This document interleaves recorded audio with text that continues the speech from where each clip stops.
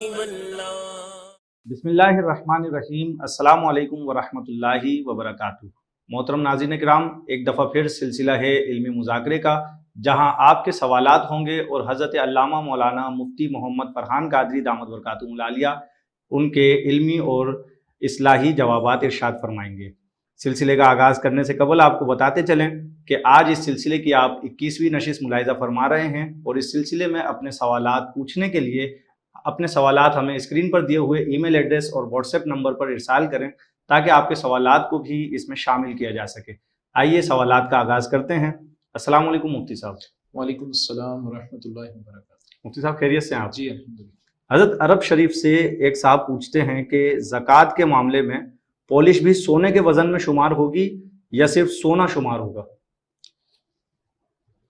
گزشتہ مذاکرے میں بھی یہ بات عرض کی تھی، غالباً انہی کا سوال ہوگا کہ وہ بھی عرب شریف سے ہی تھا، کہ جواب میں نے یہ عرض کیا تھا کہ جو سونا اور چاندی کے معاملات ہیں اس میں کھوٹ جو ہے وہ اصل کے تابع ہو جاتا ہے، یعنی اگر کھوٹ کم ہے اور اصل زیادہ ہے، سونا اصل زیادہ ہے اور اس میں جو مکسنگ ہے وہ اس سے کم ہے، تو پھر ٹوٹل وزن کے اوپر زکوٰۃ شمار ہوگی، ٹوٹل کو گولڈ ہی کنسیڈر کیا جائے گا۔ تو پالش اگرچہ اس کا وزن بہت ہی زیادہ کم ہوتا ہوگا، لیکن پالش جو اس کے اوپر آ گئی تو وہ اصل کے تابع ہو کر اس کا وزن بھی جو ہے اس میں شمار کیا جائے گا اور اس کے اوپر زکوٰۃ دی جائے گی۔ اللہ تعالیٰ عالم۔ مفتی صاحب، عرب شریف سے انہی صاحب کا ایک اور سوال ہے کہ کیا نابالغ بیٹی کی ملکیت میں سونا کر سکتے ہیں؟ جی ہاں، نابالغ بیٹی کی ملکیت میں سونا کر سکتے ہیں، اور اس میں اس کو جو ہے قبض کرانا، یعنی اس کی کسٹڈی میں دینا بھی ضروری نہیں ہے۔ باپ اپنے نابالغ اولاد کے لیے صرف نیت کر لے کہ یہ میں اسے دے رہا ہوں، تو اس کی نیت کرتے کے ساتھ ہی وہ بچہ اس چیز کا مالک ہو جاتا ہے۔ اب اگر یہ صرف اس لیے ملکیت کیا کہ کل اس کے کام آئے، اس نیت سے کیا ہے تو اپنی جگہ پر ہے۔ البتہ اگر اس نیت سے کیا کہ نابالغ پر زکوٰۃ چونکہ نہیں ہوتی، لہٰذا ابھی سے جو ہے نابالغ بچی کے نام پہ زکوٰۃ جو ہے یہ سونا یا چاندی یا کوئی اور ایسی چیز زیورات میں سے کوئی چیز کر دے، تو اس کا فائدہ بظاہر دنیاوی فائدہ اگر وہ یہ دیکھتا ہے کہ میں اس کو نام پہ کر لوں تاکہ اس پر سے زکوٰۃ ساقط ہو جائے کہ نابالغ پر زکوٰۃ نہیں ہے، جب تک یہ بچی بالغ نہیں ہوگی تب تک اس کے اوپر میں زکوٰۃ دینے سے بچتا رہوں گا، تو پھر ایسی صورت میں اپنی اس سوء نیت کی وجہ سے، اپنی بری اس نیت کی وجہ سے جو ہے وہ گناہ گار ہوگا کہ اس نے زکوٰۃ سے بچنے کے لیے ایسا کیا۔ البتہ کوئی بھی چیز ہو، نابالغ بچوں کو مالک بنا لینے سے وہ مالک اس کے ہو جاتے ہیں۔ اللہ تعالیٰ عالم۔ مفتی صاحب، عرب شریف سے انہوں نے ہی ایک اور سوال پوچھا ہے کہ میری بیوی کے پاس 13 تولہ سونا ہے، اس پر کچھ ماہ قبل سال مکمل ہو گیا تھا، لیکن ہم نے زکوٰۃ ادا نہیں کی، تو یہ ارشاد فرمائیں کہ اب زکوٰۃ ادا کر رہے ہیں تو زکوٰۃ اس وقت کے ریٹ کے حساب سے دیں گے یا آج کے ریٹ کے حساب سے؟ دیکھیں، ایک تو اس میں اس کا پرنسپل، ایک اصل اس کی سمجھ لیجئے کہ زکوٰۃ سونے کے اندر سے سونا ہی دینا ہے۔ اب چونکہ ہم سونا نہیں دے رہے ہوتے، اس کی مالیت دے رہے ہوتے، اس کے مطابق رقم دے رہے ہوتے ہیں، تو آج کے مطابق بھی اگر اس کی رقم نکالتے ہیں تو آج کے ریٹ کے مطابق نکالیں گے، اس وقت ادا کر دیتے تو اس وقت کے ریٹ کے مطابق نکالتے ہیں۔ جیسے مثال کے طور پہ صدقہ فطر دیتے ہیں تو جس سال ادا کرتے ہیں اسی سال کے ریٹ کے مطابق ادا کرتے ہیں نا، تو ایسا تو نہیں کہ گزشتہ سال کیا ریٹ تھا ہم اس کے مطابق ادا کرتے ہیں۔ تو صدقہ فطر کم و بیش 2 کلو آٹا ہے، تو اب 2 کلو آٹا اگر آٹے کی مقدار کے مطابق دیتے ہیں تو اب 2 کلو آٹے کی مقدار کا ریٹ اسی دن نکالیں گے کہ جس دن صدقہ فطر ادا کر رہے ہیں۔ ایسا تو نہیں ہے کہ ہم جو ہے گزشتہ سال کا نکالے یا اس سے بھی گزشتہ سال کا نکالیں گے، اس وقت بھی تو آٹے کی قیمت یہی تھی۔ تو اصل تو تھا کہ آٹا 2 کلو تقریباً آٹا دیا جاتا، لیکن ہم آٹا نہیں دیتے صدقہ فطر کے طور پر، بلکہ اس کی جگہ پر کیش دے دیتے ہیں۔ اسی طریقے سے سونا جب ہے کسی کے پاس اور اس پر زکوٰۃ بنتی ہے تو اسے اصل میں تو سونا دینا تھا اس میں سے، لیکن وہ سونا نہیں دیتے بلکہ اس کی قیمت دیتے ہیں، تو جس وقت ادا کر رہے ہیں اس وقت کی قیمت کے مطابق دینا ہوگا۔ اور ایک بات ضمناً یہ بھی یاد رکھیے کہ زکوٰۃ جب فرض ہو جائے تو اس کے بعد اس میں بلا عذر جو ہے تاخیر نہیں کرنی چاہیے۔ اگر دیر کرتے ہیں، پیسے بھی ہیں، سب کچھ ہے، کوئی پرابلم نہیں ہے، اس صورت کے اندر جتنی تاخیر کریں گے اتنا گناہ بھی ہے۔ اگر تاخیر سے زکوٰۃ ادا کر رہے ہیں تو زکوٰۃ تو بہرحال پہلی فرصت میں ادا کریں، ساتھ ساتھ اس کی جو ہے توبہ بھی کریں۔ اللہ تعالیٰ بھی کرنی۔ اچھا مفتی صاحب، ایک صاحب نے پوچھا ہے کہ اگر سادات کا تعلق گمراہ فرقے سے مثلا روافض سے ہو تو کیا پھر بھی ان کا ویسے ہی احترام کیا جائے گا؟ جی نہیں، نسب کی وجہ سے صرف عزت اسی لیے ہوتی ہے کہ وہ اسلام میں ہو. سید اگر معاذ اللہ مرتد ہو جائے، اسلام سے پھر جائے، تو اس کے بعد اس کی سیدوں والی تعظیم نہیں رہے گی. یہاں تک کہ اگر کوئی سید زادہ اسلام سے خدا نخواستہ پھر گیا، مرتد ہو گیا، اس کے بعد دوبارہ کلمہ پڑھ کر دوبارہ توبہ کر کے اسلام میں داخل ہو بھی جائے، اب اس کی وہ جو سیادت تھی، وہ سید ہونا اس کا جو تھا، وہ اب ختم ہو گیا. اب اس کی نہ سیدوں والی تعظیم رہے گی، نہ ہی یہ اس شرافت نسب پہ جو ہے اب قائم ہے. اب وہ سیدوں کے نہ زمرے میں شمار ہوگا، نہ ہی وہ سید ہے. تو اب سید کوئی اپنے آپ کو کہتا ہے، لیکن عقائد اس کے جو ہے باطل ہے. جیسا آپ نے کہا روافض سے ہے، سیدنا صدیق اکبر رضی اللہ تعالیٰ عنہ کی خلافت یا ان کی صحابیت کا انکار کرتا ہے. سیدنا فاروق اعظم رضی اللہ تعالیٰ عنہ کی خلافت یا صحابیت کا انکار کرتا ہے. دیگر صحابہ کرام علیہم رضوان کو سب و شتم کے جیسے ارتکاب کرتا ہے. تو ایسا شخص در حقیقت جو ہے، جو عمومی طور پر جو روافض کہلاتے ہیں، جو دائرہ اسلام سے اپنے فرسودہ عقائد کی وجہ سے خارج ہیں، تو ایسے لوگ چونکہ اسلام سے ان کا تعلق نہیں ہوتا، لہٰذا وہ اپنے آپ کو سید کہتے بھی ہیں، اگرچہ ان کا نسب جا کے حقیقی طور پر ملتا بھی ہو، لیکن اس کے باوجود وہ سید نہیں ہیں، نہ ہی ان کی سیدوں والی تعظیم ہوگی. اللہ تعالی اعلیٰ. مفتی صاحب، یہ کراچی شہر سے ایک صاحب پوچھتے ہیں کیا جیب میں کوئی اسلامی تحریر رکھ کر استنجا خانے میں جا سکتے ہیں؟ اچھا، ایسے میں شناختی کارڈ وغیرہ جب جیب میں ہوتا ہے اس میں بھی نام محمد ہوتا ہے، تو کیا وہ رکھ کر جا سکتے ہیں استنجا خانے میں؟ جیب میں کوئی بھی ایسے مقدس تحریر والے پرچے ہوں یا کوئی اور ایسی کبھی کوئی چھوٹا موٹا پاکٹ رسالہ ہوتا ہے، چھوٹا موٹا سے مراد ہے کہ سائز میں وہ چھوٹا ہوتا ہے، علمی چیز کوئی بھی چھوٹی نہیں ہوتی. تو اگر چھوٹا پاکٹ سائز رسالہ ہے یا کوئی ایسی تحریر لکھی ہوئی ہے، جیسے آپ نے کہا کوئی آئی ڈی کارڈ وغیرہ ایسے ہوتے ہیں جس میں نام لکھے ہوتے ہیں، مقدس الفاظ لکھے ہوتے ہیں، تو اب اس کا طریقہ کار یہ ہوتا ہے کہ یا تو آپ کے لیے سیف ہے کہ آپ ان چیزوں کو باہر رکھ کر پھر استنجا خانے میں جائیں، تو بہتر تو یہی ہے کہ یہ کیا جائے. اور اگر آپ سیکیور محسوس نہیں کرتے، کسی ایسی جگہ پر ہے کہ آپ کو لگتا ہے کہ میں اپنی چیزیں باہر رکھ کے جاؤں گا تو یہ واپسی میں مجھے نہیں ملیں گی، تو اس کا طریقہ کار یہ ہے کہ اس کو کسی کپڑے میں اس طریقے سے لپیٹ لیا جائے کہ کہیں سے بھی اس میں سے وہ چیزیں ظاہر نہ ہوں، اور اس کے بعد اسے جیب میں رکھ کر استنجا خانے چلے جائیں، کیونکہ یہ عذر کی صورت ہے. اللہ تعالی اعلم. مفتی صاحب، یہ پوچھتے ہیں کہ کسی کی تحریر کا مضمون، کسی کا تحریر کردہ مضمون اپنے نام سے چھاپنا گناہ ہے یا نہیں؟ اور پھر ایک یہ ان کا سوال ہے کہ اگر کسی کی فیس بک پوسٹ کو کاپی کر کے اپنے نام سے پیسٹ کر دیا جائے تو کیا یہ بھی چوری کے حکم میں آئے گا؟ چوری کی ڈیفینیشن جو ہے وہ کسی کسٹڈی کے اندر سے نکال کے کسی چیز کو لے کے جانا. اب یہ چوری میں آئے گا نہیں آئے گا اس بحث میں پڑے بغیر، یہ سریقہ علم تو اس کو کہا جاتا ہے کہ علمی چوری، یہ عرف کے اعتبار سے کہا جاتا ہے کہ اب وہ والی چوری کی ڈیفینیشن میں یہ آئے گا کہ نہیں آئے گا جو واقعی چوری کہلاتی ہے. البتہ یہ خیانت ہے، علمی خیانت ہے کہ کسی کی تحریر کو اپنا نام دے کے جو ہے جاری کر دینا، یا کسی کے لکھے ہوئے مضمون کو اپنے نام سے شائع کر دینا یا اپنے نام سے منسوب کر کے آگے بڑھا دینا، یہ خیانت علمی بھی ہے، اور سریقہ علم یعنی علمی چوری بھی اس کو عموماً کہا جاتا ہے. بہرحال یہ خیانت کے زمرے اور خیانت کے حکم میں ضرور آتا ہے. ایسا اخلاقاً بھی نہیں کرنا چاہیے، اور اس چیز کی اجازت شریعت مطہرہ میں نہیں ملتی کہ آپ کسی کی تحریر یا کسی کے مضمون کے ساتھ ایسا حشر کریں. اللہ تعالیٰ عنہ.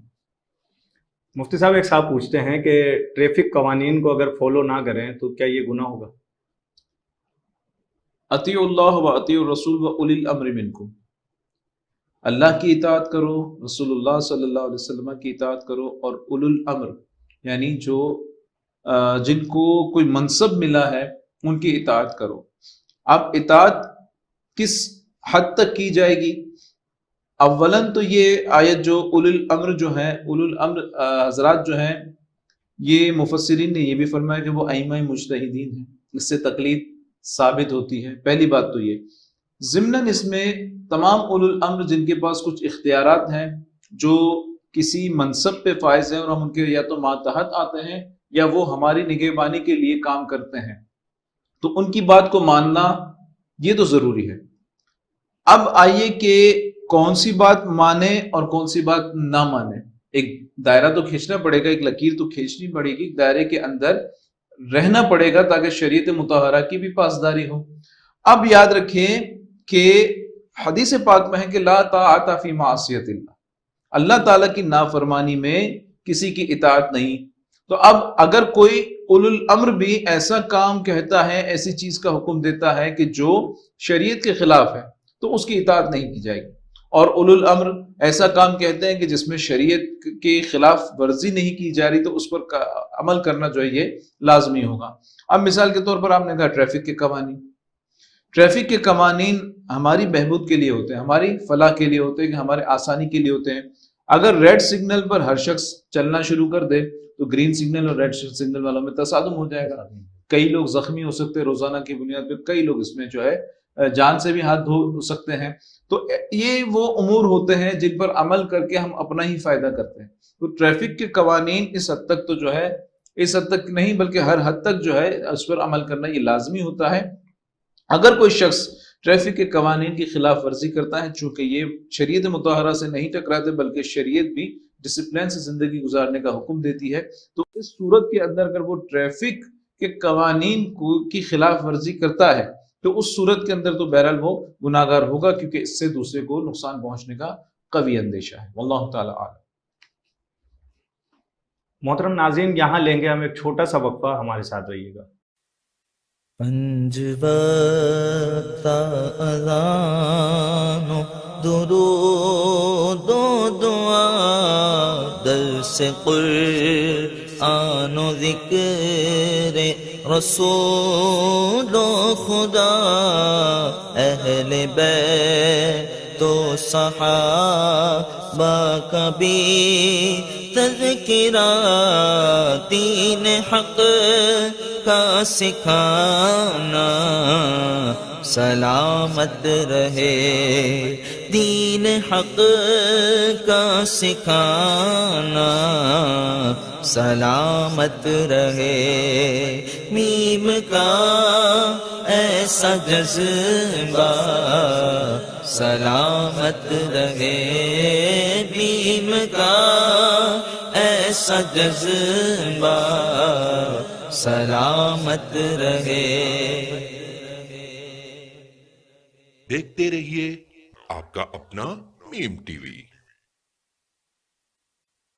صلی علیک یا رسول اللہ، وسلم علیک یا حبیب اللہ، صلی علیک یا رسول اللہ، وسلم علیک یا حبیب اللہ. ویلکم بیک ناظرین کرام، علمی مذاکرے کا سلسلہ جاری ہے اور آج اس سلسلے کی 21ویں نشست آپ ملاحظہ فرما رہے ہیں. آئیے سوالات کی جانب چلتے ہیں. مفتی صاحب، رحیم یار خان پاکستان سے ایک صاحب نے پوچھا ہے کہ میں نے عصر کی نماز کی 4 رکعت پڑھی، تو دوسری رکعت کے تشہد میں جب بیٹھا تو درود شریف کے ساتھ تقریباً آدھی مقدار درود ابراہیمی بھی پڑھ لی، تو کیا مجھ پر سجدہ سہو لازم ہو جائے گا؟ اور اگر سجدہ سہو نہ کیا تو کیا نماز ہو گئی؟ چونکہ یہ فرض نماز کی بات کر رہے ہیں، تو فرض نماز جو بھی 2 رکعت سے زیادہ ہو، چاہے وہ ظہر کی ہو، عصر کی ہو، یا مغرب کی ہو، یا عشاء کی ہو، اس کا پہلا قاعدہ، پہلا تشہد جو ہے وہ قاعدہ اولا یہ واجب ہے. اور اس میں تشہد پڑھنے یعنی التحیات مکمل پڑھنے کے بعد کھڑے ہو جانا یہ ضروری ہے تیسری رکعت کی جانب. اب چونکہ سہون یعنی بھولے سے انہوں نے درود ابراہیمی پڑھنا شروع کر دیا اور بتاتے ہیں کہ نصف پڑھ لیا، تو نصف تو دور کی بات، اگر اتنا بھی پڑھیں کہ اللہم صلی علی محمد، تو یہاں تک بھی اگر اس نے پڑھ لیا تو ان پر سجدہ سہو لازم آ جائے گا، جبکہ یہ سہون ہوا ہو. اگر قصدن پڑھا تو نماز مکروہ تحریمی ہو جائے گی. کھڑے ہونا تو ان پر اب بھی لازم رہے گا کہ وہ کھڑے ہو کر تیسری رکعت کی طرف جائیں، لیکن اگر انہوں نے جان بوجھ کر ایسا کیا تو نماز کو مکمل کریں اور اس نماز کو دوبارہ پڑھیں. اور اگر سہون ہوا تو اس کا ازالہ سجود سہو سے ہو جائے گا.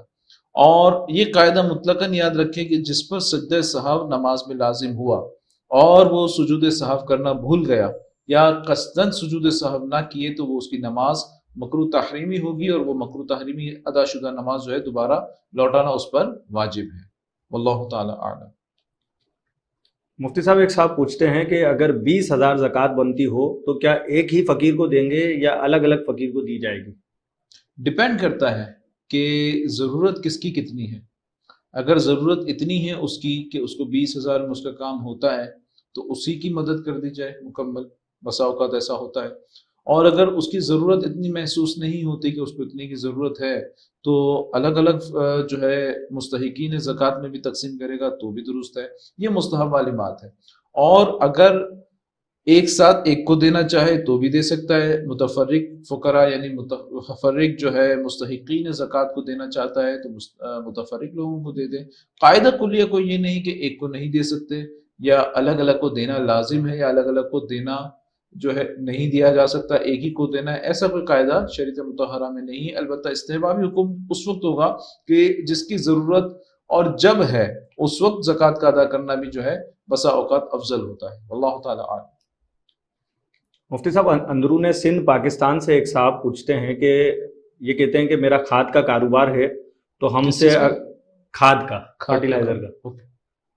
تو ہم سے اگر کوئی شخص یوریا کی بوری لینے آتا ہے تو کیش اور ادھار کی قیمت میں فرق سے بیچتے ہیں، تو کیا یہ اضافی رقم سود ہوگی؟ جی نہیں، یہ سود نہیں ہوگی، سودا ایک مرتبہ ہوتا ہے۔ اب کوئی بھی چیز مارکیٹ میں آپ پرچیز کرتے ہیں، کاروبار لوگ کرتے ہیں تو کیش کی پرائس الگ ہوتی ہے، کریڈٹ کی پرائس الگ ہوتی ہے۔ 30 ڈیز کریڈٹ کا الگ ریٹ ہوتا ہے، 60 ڈیز کا الگ ہوگا، 90 ڈیز کا الگ ہوگا۔ تو اب وہ ایک دفعہ قیمت کو متعین کرتے ہیں کہ آپ کتنے دن پہ پیمنٹ دیں گے۔ اس نے کہا میں 90 ڈیز میں دوں گا، تو اس نے ایک پرائس بتا دی کہ بھئی اتنی پرائس ہے۔ اب اس پرائس پہ جب اس کے ساتھ ڈیل ہو گئی، وہ مال لے گیا، 90 سے اگر وہ 120 ڈیز بھی کرتا ہے تو اس کے پیسے بڑھا نہیں سکتا، اس کی قیمت بڑھے گی نہیں، قیمت وہی رہے گی جب تک مالی جرمانے نہ لگے۔ تحذیر بالمال، کہ مالی جرمانہ نہ ہو، کہ لیٹ پیمنٹ سرچارج، یہ شریعت مطہرہ میں جائز نہیں ہے۔ البتہ یہ سود میں کسی طور پر بھی نہیں آتا کہ اگر اس کی قیمت اتنی ہے، اتنے دن میں دو گے تو اس کی قیمت اتنی ہے، اتنے دن میں دو گے تو اس کی قیمت اتنی ہے، ایسا جو ہے یہ کرنا، یہ تو ڈیلنگ ہے، جسٹ ریٹ اس نے اپنے بتا دی ہے۔ ایسا وہ نہیں کر رہا کہ بھائی آپ اگر آج اس کی قیمت اتنی ہے، میں آپ کو اس قیمت پہ بیچتا ہوں، پھر پر ڈے کے حساب سے یا اتنے پہ جو ہے اتنا مارک اپ آپ کو لگے گا، جتنے دن آپ پیمنٹ کو لیٹ کرتے جائیں گے تو اتنا اس پہ جو ہے اس پرسنٹیج کے حساب سے انعام اتنے آپ کے پرسنٹیج آپ کی جو ہے اس پہ مارک اپ ہے، اور اس حساب سے جو ہے نا جس وقت آپ ٹوٹل ادائیگی کر دیں گے اس وقت اس کی قیمت پتہ چل جائے گی آپ کو کہ آپ کی کاسٹ کتنی بیٹھی۔ اس صورت میں تو سود ہوگا کہ پر منتھ، پر ویک یا پر ڈے کے حساب سے اس کی قیمت بڑھتی چلی جائے گی۔ آپ جتنا لیٹ کر رہے ہیں تو پرنسپل پر پرسنٹیج کے حساب سے وہ اماؤنٹ بڑھتی جا رہی ہے، آپ کا جو ہے کریڈٹ بڑھتا جا رہا ہے، تو اس صورت میں تو وہ سود ہوگا۔ لیکن ایک پرٹیکولر پرائس کے اوپر اس کو بیچ دیا اور مدت طے ہو گئی کہ اتنے دن میں آپ اس ادھار کو ادا کر دیں گے، تو پھر یہ سود نہیں ہے، یہ ایک قیمت ہے۔ ہاں اگر اس کے بعد وہ دیتا ہے تو اس سے زیادہ رقم بھی نہیں لی جائے گی، اور اس سے پہلے وہ اگر ادا کر دیتا ہے تو اس سے اس کو کم بھی نہیں کیا جائے گا، وہ قیمت طے ہے، ایک دفعہ قیمت طے ہو گئی تو وہ ہو گئی۔ تو کیش ڈسکاؤنٹ وغیرہ جو ہے نا وہ طے شدہ نہیں ہو سکتا۔ البتہ کوئی اپنے طور پر جو ہے اس کو بعد میں جو ہے کوئی ریلیف دینا چاہے تو ایک الگ بات ہے، لیکن اس کو نہ طے کیا جا سکتا ہے اور نہ ہی یہ انڈرسٹوڈ ہونا چاہیے کہ میں جلدی دوں گا تو مجھے کیش ڈسکاؤنٹ تو ویسے ہی ملنا ہے، نہ ہی وہ اس کا مطالبہ کرے۔ واللہ تعالی اعلم۔ مفتی صاحب، کراچی سے ایک صاحب نے پوچھا کہ بال کٹواتے وقت قلم پتلی کروانا کیسا، نیز بال کس طرح کے کٹوانے چاہیے؟ قلم پتلی کروانا، دیکھیں ایک تو ہے داڑھی کی حد، داڑھی کی حد یہاں کان کے پاس سے جو یہ ایک ہڈی ہے یہاں سے شروع ہوتی ہے، اس کے اوپر سے بال اگر وہ قلم پتلی کرواتے، پتلی کروانے سے مراد اس کی موٹائی میں کہ بالوں کی مقدار کم کرا لے، یا بالوں کو یوں بالکل پتلی سی ایک خفیف سی لکیر سی بناتے ہیں، وہ مقصود ہے۔ اب مقصود ان کا کیا ہے؟ بہرحال اگر اس داڑھی کو نہیں چھیڑتے اور اوپر سے بالوں کو کم کرواتے ہیں، باریک کرواتے ہیں تو اس میں حرج نہیں ہے۔ اور بال کس طرح کے کٹوانے چاہیے؟ بالوں میں دیکھیں سنت طریقے دو ہے، یا تو زلفے رکھے یعنی ہر بال جو ہے کان کی لو تک آئے۔ اب اس میں بھی تین جو ہے طریقے ہیں، ایک تو جمعہ، لمہ اور وفرا، جہاں تک مجھے نام یاد پڑتے ہیں۔ جمعہ یہ ہے کہ شانوں تک بال آئیں، پیارے آقا علیہ الصلوۃ والسلام کی سنت ہے. شانوں سے زیادہ بال بڑھانا اعلیٰ حضرت رحمۃ اللہ تعالیٰ علیہ نے اسے جہالت فرمایا ہے کہ جاہلوں کا طریقہ ہے. شانوں تک یعنی مونڈوں تک یہاں تک بال آئیں اسے جمعہ کہا جاتا ہے. لما یہ ہے کہ کان کی لو تک بال آئیں اور وفرا یہ ہے کہ نصف کان کی لو نصف کان تک جو ہے یہ بال آئیں. پیارے آقا علیہ الصلوۃ والسلام کے بال جب پانی ان کا بوسہ لیتا ہے یعنی جب وہ گیلے ہوتے ہیں تو آپ ان پر جب کنگا فرماتے تو وہ بال آپ کے شان مبارک تک آ جاتے تھے. پھر کچھ سوکھنے کے بعد جو ہے آپ کی لو مبارک تک کان تک جو ہے کان کی لو تک بال آ جاتے. پھر مکمل جب خشک ہو جاتے تو پوری آب و تاب اور پورے حسن پر جب وہ بال آتے تو آپ کی نصف کان کی لو تک تشریف لے آتے. تو وہ بالوں کے 3 اسٹائل ہے اور یہ 3 اسٹائل سنت طریقہ سنت ہے. تو اس طرح سے یا تو زلفیں رکھے اور دوسری سنت حضرت علی رضی اللہ تعالیٰ عنہ کی بالوں کا حلق کرا دے یا تو تمام کے تمام بال جو ہے وہ مونڈ دے کہ وہ خوف خدا کا ایک عالم تھا. تو ڈرنے والے الگ الگ انداز سے ڈرتے ہیں. مولا کائنات حضرت علی المرتضیٰ رضی اللہ تعالیٰ عنہ کا خوف خدا یہ تھا کیونکہ پیارے آقا علیہ السلام نے فرمایا کہ ہر بال کے نیچے جنابت ہے. تحت کل شعرۃ جنابۃ کہ غسل میں ہر بال کو پراپر طریقے سے دھونا ہے کہ ہر بال کے نیچے جنابت ہے. تو مولا کائنات شیر خدا اس قدر خوف خدا رکھتے تھے کہ آپ اپنے سر کو ہمیشہ حلق فرما دیتے تھے کہ کہیں غسل میں کوئی بال نہ رہ جائے. اس قدر خوف خدا تھا آپ کا رضی اللہ تعالیٰ عنہ وکرم وجہہ. تو یا تو یہ سنت ادا کرے کہ مکمل حلق کرے بالوں کا یا پھر یہ سنت ادا کرے کہ زلفیں رکھے. سنت 2 طریقے ہیں. البتہ مباح یہ ہے کہ اپنے تمام بالوں کو ایک جیسا ترشوائے یعنی کہیں سے چھوٹے کہیں سے بڑے انگریزی کٹ نہ ہو یہاں سے کم ہے اوپر سے لٹے جا رہی ہیں. یہ سارے انگریزی کٹ یہ شرعاً ناجائز ہیں اور ان میں بعض اسٹائل تو ایسے بھی ہیں کہ بالکل مشابہت ان کی وجہ سے جو ہے وہ حرام کے درجے پہ بھی جاتے ہیں جس سے قضا وغیرہ کر لینا جو آج کل بہت زیادہ ان ہے کہ سائڈوں سے بالکل گنجے نما کر دیتے اور اوپر سے گپھا ایک ہوتا ہے بالوں کا اور وہ لٹے جا رہی ہوتی کبھی اس کو یوں گھماتے اس کے اسٹائل بناتے. یہ تو بہرحال بالکل شرعاً ناجائز ہے. یا تو تمام بالوں کو برابر ترشوائے جیسے نارمل ایک ہیئر کٹ ہوتا ہے یہ مباح یعنی جائز ہے. اور سنت کے جو طریقے میں 2 آپ سے عرض کیے وہ 2 طریقے ہیں. واللہ تعالی عالم. مفتی صاحب ہب چوکی بلوچستان سے ایک صاحب نے پوچھا ہے کہ کیا ٹریفک حادثات میں مرنے والوں کو بھی شہید کہا جائے گا اور کیا ان کا مرتبہ اگر یہ شہید ہیں تو ان کا مرتبہ بھی کیا میدان جہاد میں شہید ہونے والوں کے برابر ہوتا ہے؟ شہادت کے بہت سارے درجات ہیں. سب سے بڑا درجہ تو یہی ہے جو میدان جہاد میں اعلاء کلمت الحق کے لیے کلمہ حق کی بلندی کے لیے اسلام کے لیے جہاد کرتا ہوا جو شخص شہید ہوتا ہے اور اس میں جو شرائط ہیں اس کا اتنا بڑا درجہ ہے اس شہید کا. اس میں جو شرائط اگر پوری ہوتی ہے کہ اس کو زخمی حالت میں لے جایا بھی نہیں گیا میدان جہاد سے وہیں شہید ہو گیا تو اس کو اس قدر بلند درجہ اللہ تعالیٰ نے عطا فرمایا ہے کہ اسے جو ہے غسل بھی نہیں دیا جائے گا. اس کو اس کے خون کے ساتھ ہی جو ہے دفن کیا جائے گا اس کے انہی کپڑوں میں اگر شرائط پوری پائی جاتی ہے کہ اس کی مختلف اس کی شرائط ہیں. بہرحال تو اس کا تو اتنا بڑا درجہ ہے اس درجے تک کوئی پہنچے یہ تو بہرحال وہ شہید شہادت کے مختلف درجات کے اندر سے یہ نہیں ہو سکتا. البتہ شہیدوں سے بڑا درجہ صدیقین کا ہے اور صدیقین سے بڑا درجہ انبیاء کا ہے وہ ایک الگ بات ہے. اب ایک شخص ہے کہ جو پیٹ کے درد میں مرا پیارے آقا علیہ السلام نے فرمایا وہ شہید ہے. بچے کو جنتے ہوئے ماں کا انتقال ہو گیا وہ عورت شہید ہے. اور اس طرح شہادت کی مختلف جو ہے صورتیں احادیث مبارکہ میں بھی ملتی ہے. اور یہاں تک فرمایا بزرگوں نے کہ جو شہادت کی تمنا صدق کے دل کے ساتھ دل میں لیے ہوئے بستر پر مرے وہ بھی شہید.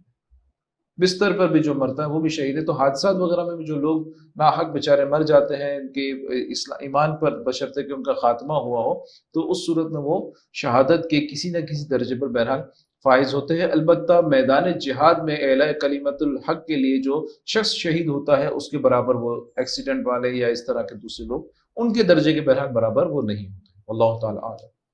بہت شکریہ مفتی صاحب. محترم ناظرین آج آپ نے علم مذاکرے کی 21ویں نشست ملاحظہ فرمائی. آپ کے سوالات کے جوابات دے رہے تھے حضرت علامہ مولانا مفتی محمد فرحان قادری دامت برکاتہم العالیہ. آپ اگر اس سلسلے میں اپنے سوالات پوچھنا چاہتے ہیں تو اپنے سوالات ہمیں اسکرین پر دیے ہوئے ای میل ایڈریس اور واٹس ایپ نمبر پر ارسال کریں تاکہ آپ کے سوالات کو اگلے سلسلے میں شامل کیا جا سکے. آج ہمیں دیجیے اجازت. السلام علیکم ورحمۃ اللہ وبرکاتہ.